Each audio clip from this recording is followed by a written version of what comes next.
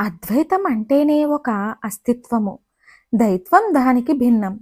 దైత్వం అంటే సరిగా చెప్పాలంటే రెండని, పెక్కని కాదు. ద్వైత సిద్ధాంతం ఇట్లా సాగుతుంది. పరమాత్మ ఉన్నాడు, జీవాత్మ ఉన్నాడని, అతడు పరమాత్మ కంటే భిన్నుడని, ఈ రెండు సత్యములనే అంటారు. జీవాత్మ అనగా ఒక శరీరం, ఇంద్రియాలు, అంతఃకరణం ఉండుట. అతని అనుభవంలో తనకంటే బాహ్యమైన వస్తు ప్రపంచమున్నట్లు గుర్తిస్తాడు. తానొకడని తనకంటే బాహ్యమైనది ఉందని అనుకోడు. తనకంటే బాహ్యమైనవి పెక్కు తన అనుభవంలోకి వచ్చినప్పుడు వీటన్నిటినీ కలుపగా ఇదంతా ద్వైత ప్రపంచమవుతోంది.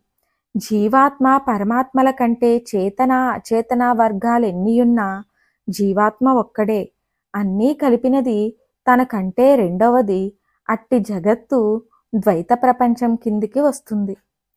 మరిన్ని ఆధ్యాత్మిక విషయాల కోసం మా ఛానల్ను సబ్స్క్రైబ్ చేయండి.